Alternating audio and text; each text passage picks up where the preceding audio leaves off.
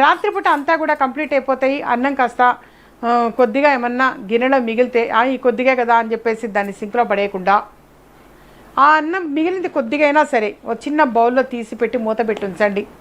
ఆ అన్నం గిన్నె నిండా నీళ్లు నింపి పెట్టండి. వాస్తవం ఇది, ప్రాక్టికల్గా అనమాట తెలియచేయటం. ఏ విధంగా అయితే నేను దినదిన వృద్ధి చెందటము, ఎందుకంటే అందరూ కూడా కష్ట సుఖాలన్నీ కూడా జీవితంలో ఉంటాయి, కష్టపడి పైకొచ్చినటువంటి వారు దాన్ని కాబట్టి తెలియచేయటం, ప్రాక్టికల్గా గతం మర్చిపోకూడదు అన్న విశ్వాసంతో తెలియచేయటం. అన్నం గిన్నె నిండా కూడా నీళ్లు నింపి పెట్టండి. ఎప్పుడు కూడా అన్నం గిన్నెని అలా అంట్లలో పడేయకూడదు. అన్నం కొంచెం మిగిలినా సరే, అన్నం పరబ్రహ్మస్వరూపం, దాని మీద మూత పెట్టి ఉంచండి. డెఫినెట్గా రాత్రిపూటట అమ్మవారు వచ్చి చూసి వెళుతుందట, వీడింట్లో ఉన్నదా లేదా అని చెప్పేసి.